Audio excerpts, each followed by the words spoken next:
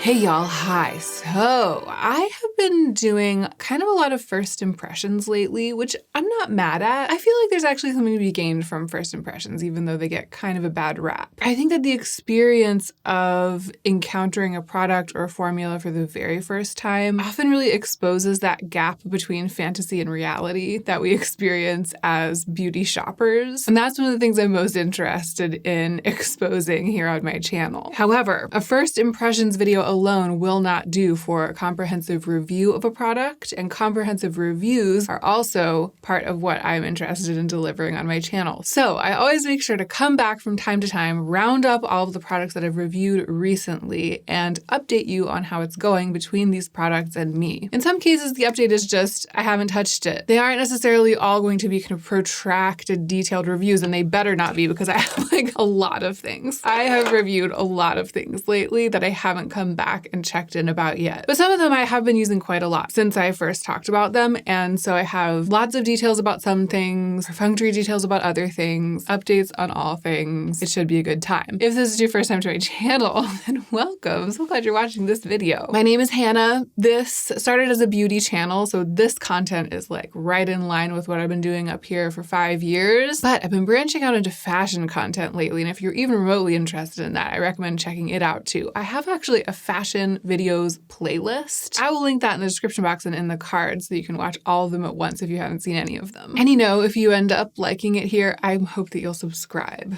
And now, let's go ahead and get into the meat of the video.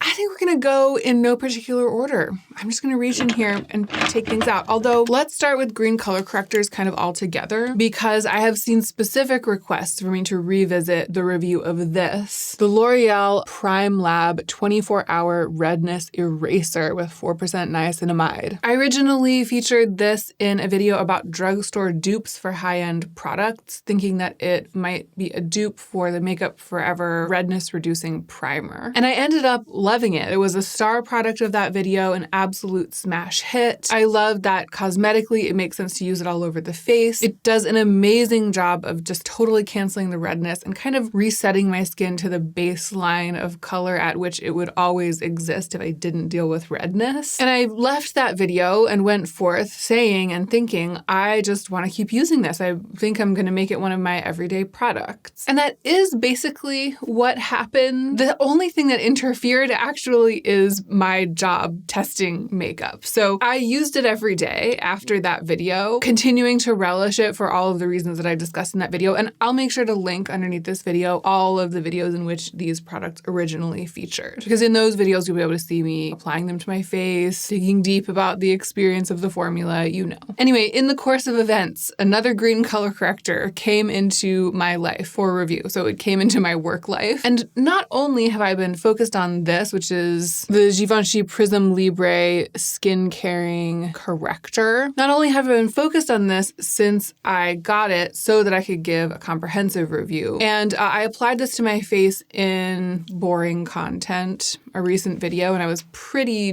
detailed in that video about how it applies and how it looks, and you can see the way that it applies really well. So not only have I kind of switched my focus to this in order to gather more information, but funnily enough, they kind of do the same thing. One of the things I really love about Prime Lab is that it feels abundant. It's like this big squeezy tube of product, a primer-sized tube of product, unlike most green color correctors, which is just this little tiny tube. This is the e.l.f. one. Little tiny tube, like concealer-sized tube of makeup. Well, the Givenchy one, in spite of being in a tube like this, also feels abundant, partly because it has this big, juicy doe foot and big, chunky packaging, like much bigger than a traditional tube of concealer. It's a little bit of a trick of the packaging, maybe. This actually contains about 1/3 of the product of this, so it's not as though they are equally abundant in reality. But the other thing about it is how spreadable it is. So I talked about the e.l.f. one when I reviewed it. I talked about the fact that it feels really intensely green and it's a good super budget option for green color corrector, but it's just not very spreadable. It's kind of like thick, stubborn makeup and you have to work to move it around where you want it. And in contrast, the L'Oreal Prime Lab is just like a skincare product and you feel like you're nourishing your skin with it. The Givenchy one is like that as well. And I've been using it all over my face in the manner of Prime Lab. It's like I replaced my use of this, which I had adopted daily. I replaced that with the Givenchy one in terms of like how I'm using it when I started testing it, because it's equally spreadable, equally cosmetically elegant, equally does that thing where it really combats the redness without necessarily turning the skin green. It's like the really, really, really high-end, expensive version of this drugstore product. And I really, really like both of them. So that's the update on those. The update on the e.l.f., I haven't used it myself anymore since I reviewed it because I'm enjoying these other color correcting products so much. And, you know, because of that issue of the stubbornness of the spreadability, it's serviceable, but not great. And when I have so many great green color correctors floating around, it's like, why? But I did want to update you. In that video, I said that I thought, because it was so green, that there's a chance that it might be pretty versatile, like work for a variety of skin tones. But my lovely friend Amira, I will link her down below. She has a YouTube channel and an Instagram account. She mentioned in the comments that this left a white cast on her. It wasn't kind of clear and purely green enough to work for her. So I wanted to pass that update along to you because on camera I had said that I suspected but didn't know for sure that it might not leave a white cast. It turns out that it's possible for it to leave a white cast. So that's a little tidbit of information that I have, and thank you so much, Amira, for sharing your experience. Okay, next up,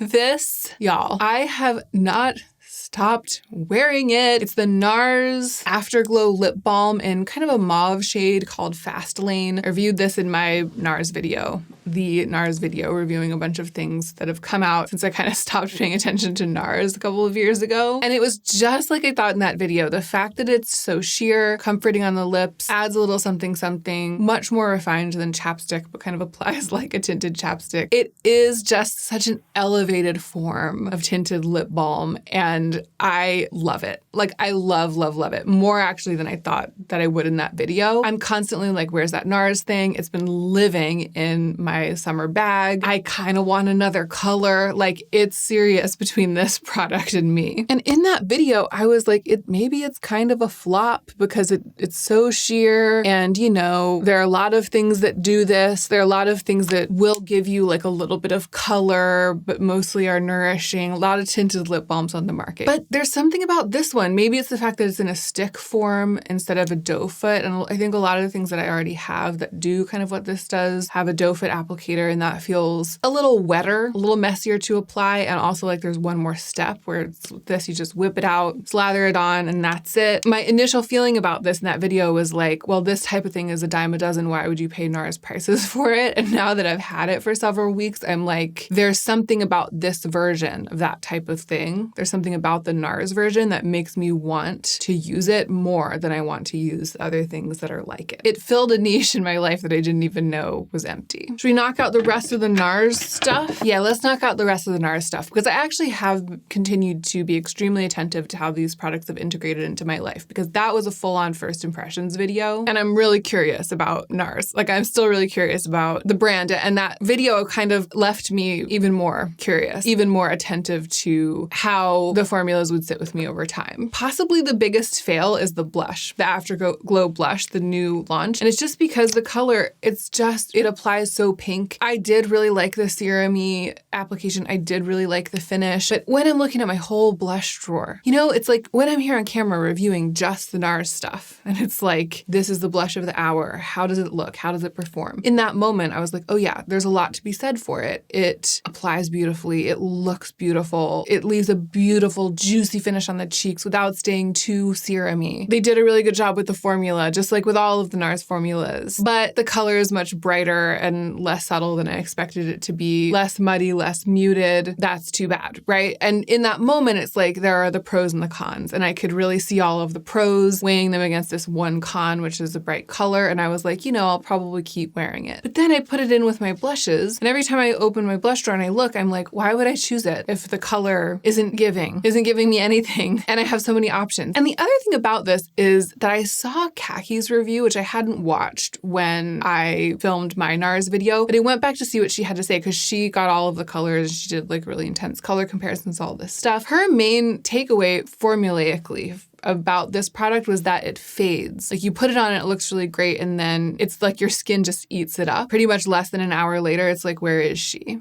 So after I saw that, because again, my video with this and it was the first impressions, after I saw Khaki saying that, I actually tried it on purpose a couple of more times just to see if that would happen. And it kind of did. Not in a way that I super hated. Like it ended up looking way more natural and the finish was still there. So my cheeks still looked like they were juiced up a little bit. You know what I mean? They still looked beautiful and looked a little bit different from the rest of my face in terms of the surface of the skin. There was like a little bit of color. And you know, I'm so pale that a super subtle blush or like a blush that kind of fades over time but leaves a little something behind. There's something to be said for that. So for me personally, especially because I felt like this color was too bright, maybe that's a boon. It didn't lead me to want to wear it a lot more though. I just took note of it in order to deliver that feedback in this video. But all of the other NARS products have actually done pretty well for themselves. This, I think, is the one I've worn the most since that video. Yeah, because I've worn it every day. I've worn this a lot, but not absolutely every day because I've been wearing other lip products from time to time. But this NARS powder has completely replaced the ColourPop powder that I was using. It is so beautiful. And you know, I was using a ColourPop one which was serviceable, but it's a drugstore powder at the end of the day. I liked that the color was light enough to work for me, but the color of this is even lighter. And it's like, I'm not very familiar with powder, right? I'm not really like a powder aficionado. So going from a long relationship with a basic powder like that ColourPop one to what feels like a luxury powder foundation to me. It's just velvety. Like it's the definition of a velvety powder. Really pigmented, soft. I just love using it. I love the experience of using it. I love the way that it ends up looking. I'm really, really satisfied with this product. I wouldn't be mad if I had bought this with my own money. The NARS foundation, I did give kind of an update on in that video, boring content. I've been using it mostly on the perimeters of my face to add a little extra coverage. I'm still a little bit, I would say, constrained in my use of it by the knowledge that it is a tiny bit yellow and a tiny bit dark for me. But I found that when I use it like I used it in that video, around the perimeter just to get some kind of swaths of coverage over the more blemished parts of my face, the more scarred parts. And then I go in with a concealer that is brighter, closer to my actual skin tone, like the one from Rose Inc. Just in the center of my face, like under eyes, forehead, and chin to brighten up and balance everything out. It's great. And the fact that it leaves a very, very beautiful finish on the skin, like that undetectable skin staining thing, really then works to my advantage over the course of the day. And it's good not to have to put something like the Rose Inc concealer all over my face because that's pretty heavy duty makeup. I might hang on to this. I'm not making final decisions today. Well, I might. Some of these things like the e.l.f. color corrector, like it's just gonna go to my giveaway box after today. But I'm not making hard decisions. I'm not making hard declutter decisions today. But it just occurs to me to say that I won't be surprised if I end up keeping this because I do find it kind of a useful tool. It's the thinness of the formula, the watery thinness that lays down really, really fine like a second skin that makes it so appealing and so useful. And the mascara, I don't really have anything more to say. I've kind of just been using it when I'm not testing another mascara, and it's great. It gives me what I'm looking for. There have been no surprises so far. Here's kind of an interesting one where it's like the update is that there isn't an update. It's the About Face beauty products. So these are the fluid eye paints from About Face Beauty, and this was a self-sponsored review of the entire brand. So I tried a bunch of stuff from the whole brand, and I was so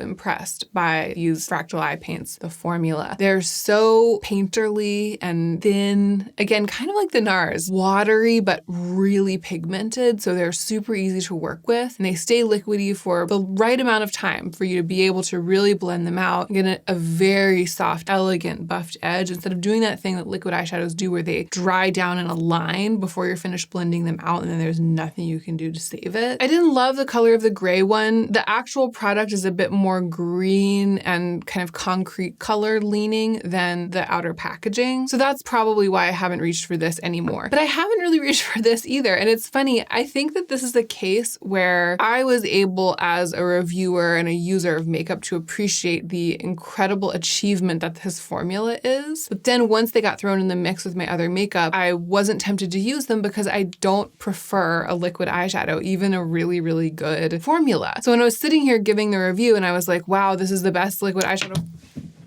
formula that I've ever used. They make me want to use them, even though this isn't the kind of thing that I use a lot. All of that is true in the moment. You know, I was just really jazzed up about it. And I was like, they feel so satisfying to use. They feel so easy to use. They make it really easy for you to use them. They even make a liquid eyeshadow skeptic like me want to use them. So all of that's true kind of like in the moment, in the vacuum of that review. But in everyday life, for me with my tastes, when I have all of my eyeshadows, the powders, the creams, the little gelée kind of Chantecaille things, you know, all of it at my fingertips, and anything is an option, how incredibly great this formula is just can't push them to the top of the pile against everything else, because I don't love working with liquid eyeshadow as much as I do with other types of eyeshadow. So I think that the full, and I might have even said this in that video, the full and complete, to me, final verdict on these is that if you do like working with liquid eyeshadow, like if you have been bitten by the bug and you really want to wear liquid eyeshadow, but sometimes it gives you a hard time, or even if it doesn't, it's just if that's your taste, then I can tell you this formula is fantastic. And I do recommend checking it out at some point when you can. But that is predicated on the if. That is true if you already know that you particularly like this kind of makeup. And I know that I particularly don't tend to like that kind of makeup, and my lack of continued experience with those has borne that out. And honestly, the same thing is true of the liquid lipstick. It's like the best liquid lipstick formula, or one of them that I've ever tried. It's so impressive, so easy to use, so painterly and beautiful the way that it applies, so thin, so pigmented, so lovely. But I just prefer a bullet lipstick or a lip balm or something. There's just no way that I'm reaching for this and using it in my everyday life. So I haven't touched it either since that review. A couple of other things that I haven't touched because they're kind of garbage to me. The rum and mascara applied beautifully. I tried this in that video about trying all of the gray makeup at Yes Style, and it is kind of like an ashy gray brown, and I absolutely love that. And I loved the thin, wispy, natural look that I got with it. It's just so stubborn, so waterproof, and so difficult to get off at the end of the day. And I don't have time for that in my life. Like, I didn't want to be fighting with my eyelashes to get this off. It feels rough on my lashes to be having to do that. So I'm just not interested in continuing to use this.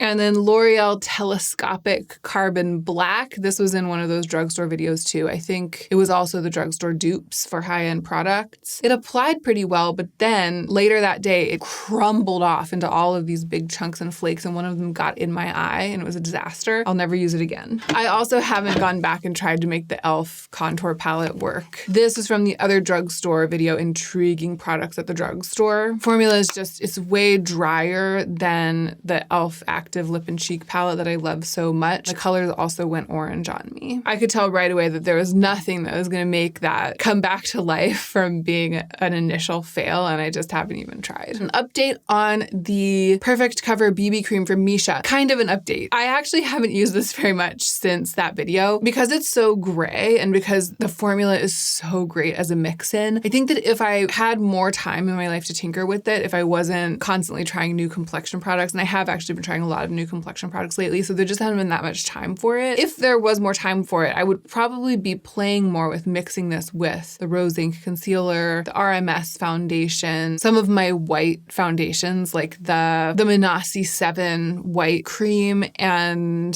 the House Labs Triclone foundation in shade 000. Like, I would be playing more with this as a mix-in because the formula is so beautiful and it does have that gray cast. I think I'll keep it in my complexion drawer and give it a little more of a chance. So in terms of my relationship with this exact product, that's the update. There's just not much more to say. But I did want to bring it back on camera because so many of you on that video, the Yes Style gray makeup video, so many of you were like, that's not the lightest shade. Because what I did was I applied it and I was like, you know, the gray undertone is really great, but it's just too dark. So it's always going to darken my complexion. It's shade 21. There were so many comments that were like, that's not the lightest shade. Shade 13 is the lightest shade. You have to try shade 13. But shade 13 isn't gray. It doesn't have that gray cast. It's like a peach color. And it is technically lighter than this, but it's just not a candidate for me because it doesn't have that ineffable quality of like desaturation that is what I went looking for in K Beauty and J Beauty for that video. If the only problem was finding a complexion product light enough for my skin, that would be easy, right? There's a lot of stuff out there that's as light as I am. It's just usually really saturated with either either peach pigment or yellow golden pigment. So for that video, I was specifically looking for things that are desaturated, that have like that gray or that grayish green quality. And in the Missha line, this color 21 is kind of the only one that actually does have that. With this shade 21, I can mix it with my white bases and there's a chance that it'll get pretty close to my complexion. Whereas with shade 13, there would be nothing that I could do except for adding a bunch of blue or green pigment to counteract how peach it is to make it work for me. And even then, it's a tough sell with something like that. But I think that my relationship with this one is still developing, so I'll probably be reporting back about it again sometime in the future. The Sigma Renew Lip Oil. I don't even know if I've talked about this on camera, or I might have mentioned it briefly in the video about how the influencer trip was, the trip to Charleston. I'm bringing it up here because I've been wearing it nonstop. It's been the other thing in my purse all the time in addition to the NARS. It's got this beautiful big doe foot. It's sold as a lip oil. And I would say what it is like an oil-rich lip gloss. It's not as sticky as some just straight up lip glosses are. Like the Kosas lip oil is not oily at all. It's like a really sticky, straight up, regular, thick lip gloss. This is a little bit more like a hybrid product. The thing that I love about it is that it's easy to apply, it's nourishing, it's juicy on the lips, it's very shiny. I love the way it looks on camera. It's really easy to apply after a meal. I've just been super impressed by this. I was using it as my go-to product, like my everyday slightly tinted lip product every day. I was using it every day until the NARS one came along. The NARS one kind of unseated it a little bit, but I still have been keeping this in my purse because there's more pink tint to the NARS one. And sometimes I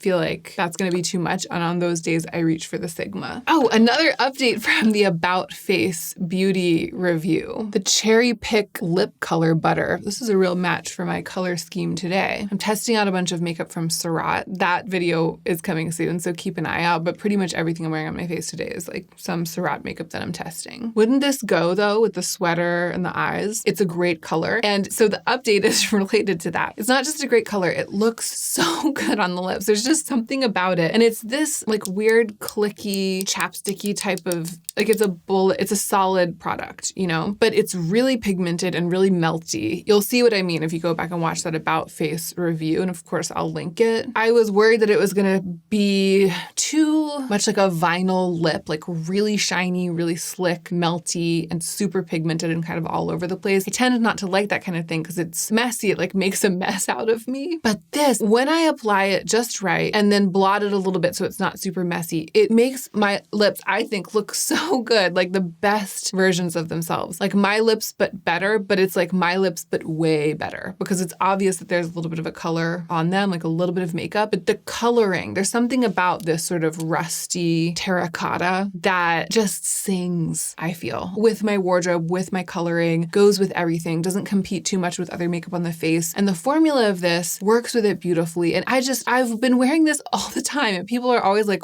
oh my gosh, what's on your lips? If I wear it in a video, the comments are full of people being like, what's on your lips? It's just been so much more of a smash hit success than I expected it to be. In that video, I eviscerated this for its incredibly strong smell. And that is the huge drawback. And I've just been chunking it. I mean, it smells like strawberry jam or candy. It just smells like strawberry candy. Like it's just a really, really strong, sweet smell. Not super grossly artificial, but like candy, like a sugary strawberry rather than like actual fruit. And I don't love that, you know? I complained a lot about it in that video. I was like, it's a deterrent. A smell that strong in a product like this is a deterrent. And it also makes it feel less luxurious to me, like less special. So all of that is still true, but the update is that I love the color and the way that it looks on the lips and the way that it feels to wear so much that unexpectedly all of that has overridden the deterrent. And I've ended up like loving it. Okay, let's do an update on the kids' makeup. It's not really kids' makeup, but this Canmake stuff, it just feels so much like kids' makeup to me. I mean, it's light as a feather, these like tiny little dinky plastic things. But the update is that I love it. So the Canmake highlight, which I really hope isn't discontinued. I got it from YesStyle for that video all about YesStyle makeup. Then I couldn't find it on YesStyle. So I was linking on Amazon. Then I couldn't find it on Amazon. It's like gone. And it's not even on the Canmake website. I hope that it's just just a restock issue, because it will be really sad if this little dinky weird thing is discontinued. I love the glow that it gives, and you can see it again in that Yes Style video. And it's also, there's just something about it being so easy and little that you can just, like, it's not precious, you know? I mean, it is precious in its own way. Like, it's adorable, but, you know, it doesn't make me want to protect it. That's what I mean by saying it's not precious. I'm not precious about it. And it just gives that really dewy look to the skin, but it's kind of dry. It's like a cream. It's got like that dry touch cream. And that's just clearly what I've been wanting lately. Like, I've been really, really into that.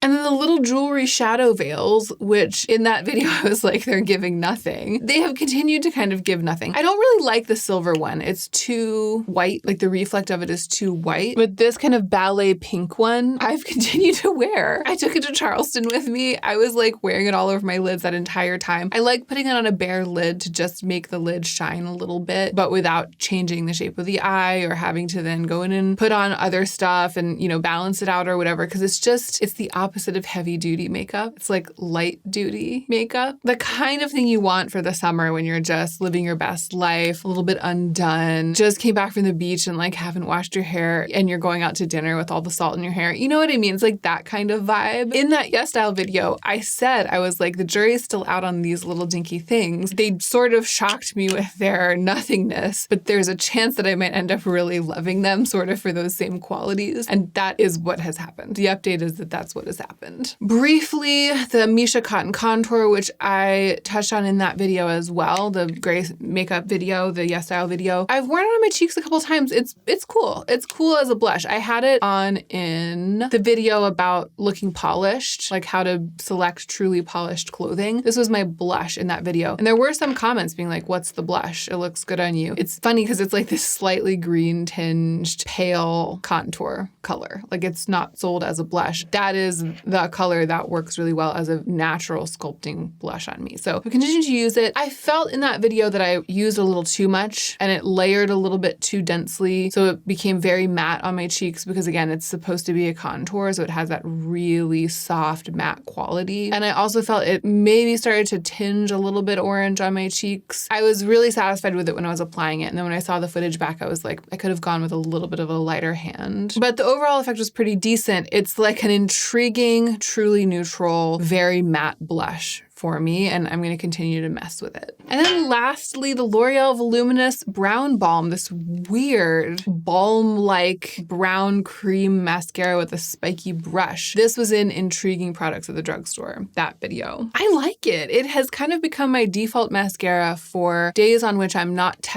actively testing a different mascara, and especially days on which I'm not wearing all that much makeup on the rest of my face or no other eye makeup. It's a pretty dark brown, so on me, it's still is quite close to black. Like, it's pretty contrasty, but the balmy quality and the spiky brush and the way that it sort of brushes through my lashes, kind of like laying down a cream on the lashes instead of a really intense building product. It's appealing. I think I saw some comments on that video to the effect that this, gosh, I don't want to get this wrong, but I want to say there were some people who said it didn't work for them because it was flaky, or maybe because it was smudgy. I bet that was it. I haven't had that issue with it. It hasn't smudged on me. I don't tend to have that issue with mascara though. It might be something about like the structure of my eyes, where my eyes are with relation to my lashes or something. But you know, it might be that if you struggle with mascaras smudging, that this isn't the best choice for you, maybe because of that kind of balmy quality. But I'm just quite fond of it still. I'm still intrigued by it, still fond of it, have been wearing it a lot. It never lets me down. It's serviceable. I don't really have a lot more to say about it than that, but I'm going to keep using it. So eventually there will be like an additional update on top of the update on this. And that is it. I just counted. I have updated you on 22 products. That's a lot for one video. Hopefully it hasn't dragged on too long. And hopefully if there is something that you've been really curious about, something you saw me use, and you've just been wondering how I've been getting along with it since the first impressions or since the initial review, hopefully I covered it. And if I didn't cover it, let me know in the comments, because there are a couple more products that I either just haven't touched since I initially reviewed them, or maybe they fell between the cracks, like I didn't see them when I was collecting products. If there's something really specific, please do let me know, because I'll I'll file that away and I'll make sure to include it next time. Or to bring it back for like a video about reckoning with PR or something like that. I'll just make sure to get it covered sometime soon. Thank you so much for hanging out with me. Thank you for being here, watching this video all the way through. Again, I hope you will subscribe if you're new. More than anything, I hope you are taking extra good care of yourself so that you can be the most effective version of yourself as you do your work